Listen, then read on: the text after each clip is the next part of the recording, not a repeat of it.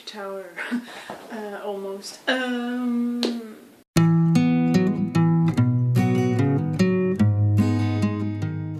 Hi, it's Jenny. This is my wrap-up for July. I've read a total of 9 books in July, or at least I finished 9 books. First out was this one. It's The Cauldron by Colin Forbes, or Forb. I haven't got a clue how to pronounce that name. It's the 13th book about Tweed and Company. I think it's the 2nd book I read about them, but I'm not sure. I've read The Whirlwind before. This one, the story in this one is that a woman is found on a beach in California by a woman called Paula Gray, and the same woman, it seems, are found a week later or something like that on the beach of Cornwall and in England. So that's the start. And then there's a multi-million-dollar big company owner called Vincent Bernard Moloch. That's the bad guy. And Paula Gray, Bob Newman, and their boss, Tweed, they are sort of British intelligence agents.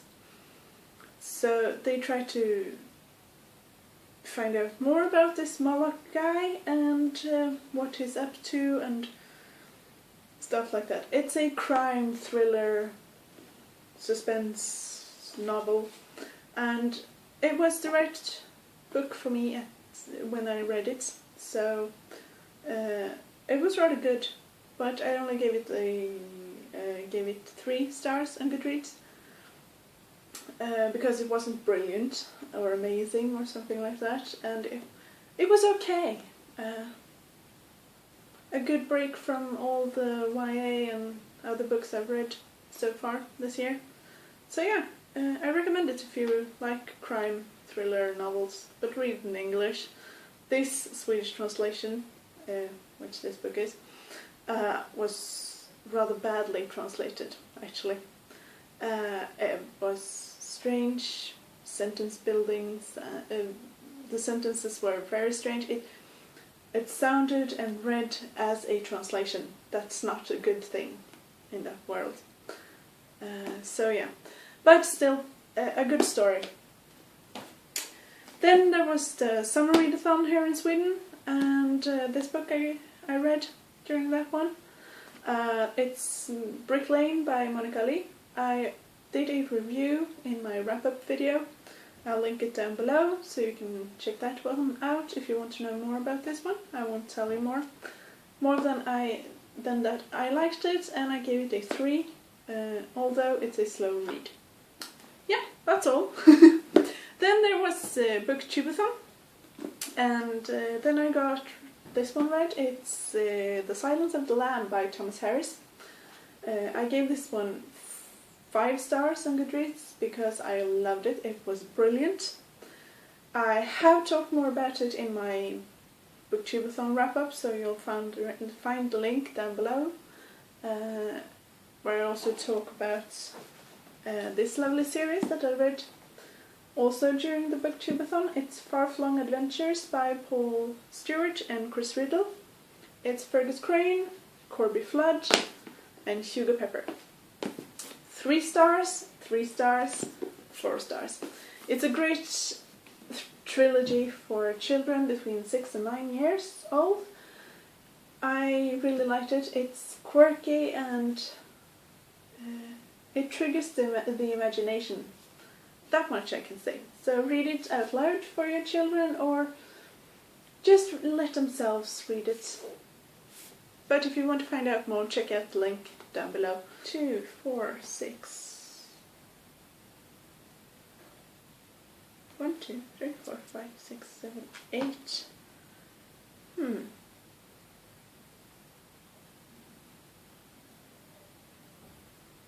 Where did I put that one?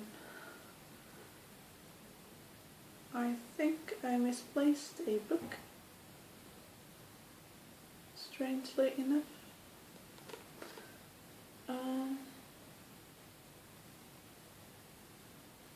Yeah, that's actually very strange. Okay, I'll check for it later. The next book I picked up was this one. It's The Linguist and the Emperor by, the undertitle is Napoleon and Champollion's Quest to Decipher the Rosetta Stone by Daniel Mason. This is a non-fiction book. It tells the story about Champollion's life, what he studies and so on, to come to the point that he deciphers the Rosetta Stone. And it also tells us a bit about the life of Napoleon, who is the one who found the Rosetta Stone. It tells the story about France and Napoleon's wars against Austria, Italy and in Egypt and stuff like that. In my opinion, it was a good book. It was a okay book, that is. The problem I have with it is that I thought it would tell more about the problematics and more about sort of the work to decipher the Rosetta Stone. And it's only about the the second to last and last chapter or so that talks about this, and that's this part sort of in the book. So I was a bit disappointed, as I said. I barely gave it a 3. It was a very weak 3 stars that I gave it on Goodreads.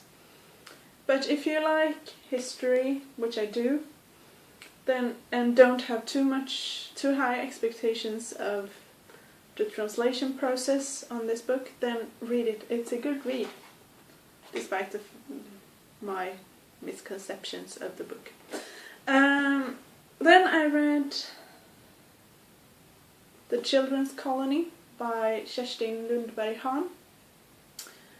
It's a Swedish book in Swedish, and it's a book for children between 12 and 15 years old. It's a thriller, and I'm 30 and I got scared when I read this one.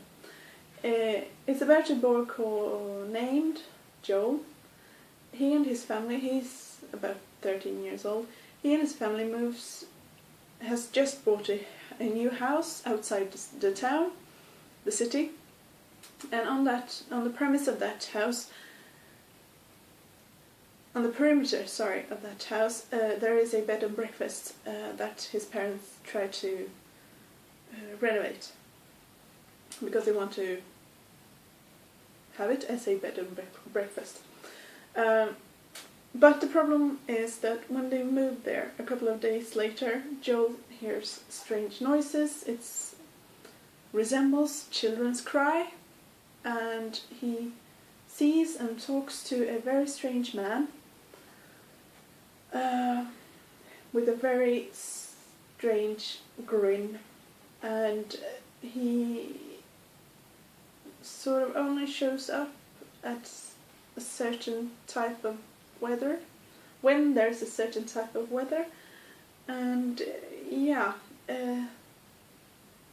it's a very scary book. It took me half the book to get the first half. The story seems very strange, but then it gets really good because it pulls in history, the explanation for the sounds and the strange man has historical roots, and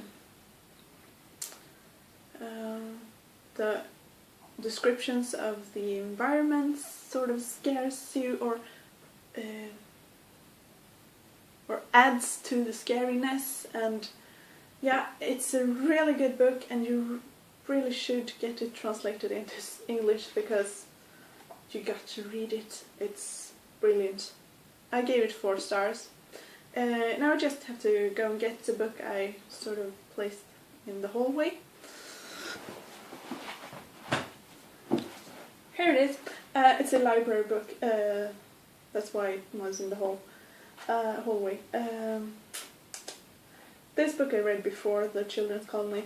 It's The Big Hunt, The Cannibal's Prey by Jan Kjær. It's a Swedish translation of a Danish book. It's the 3rd one in the trilogy, so the last part. The series, or trilogy, centers around a boy called Luca the Raven, or Luca Raven. He is somewhere in the 12, 13 years of age. When the first book starts, he and his friend Kit and all the other children in the village, it's sort of set in the Middle Ages or something like that, or almost the Bronze Age or whatever it's called in English. I'm not 100% sure. In the first book, the shaman in the village gathers all the children so that he can look at them and see what type of occupation they are supposed to be taught, which type of hunter they are supposed to become. Kit is supposed to be I think, bird hunter, but when the shaman comes to Luca, he says that he's supposed to be a human hunter, and that's something that everyone fears, and it's sort of a shameful occupation. And yeah, the family almost gets shunned from the village, but instead Luca goes out in the forest and tries to track down a teacher or something like that, and he does, and he learns to be a human hunter. And this is the 3rd part, and it's really good, this series. I gave this one 4 stars. That's how good it is. And it's easy to read, and it's with pictures in it, sort of to move the story forward. So yeah, I really like it. Whoa, that's not good. So yeah, I think that's all of the books I read in July. Let's see here now, if I can pick them up so you can see them all in their glory. That is, if you want to. And I need a thumbnail for this video. Here they are. So that's it. There will also be a video with my TBR for August, but I think this one got a bit long. So this is it for now. I hope you got some tips, and if I didn't talk too much about the books, there will be links down below in the box, or whatever you want to call it. That links to the review or wrap-up video where I talk more about those books. So yeah, I hope you got some tips, and I hope you have a great day. Happy reading, everyone. Bye!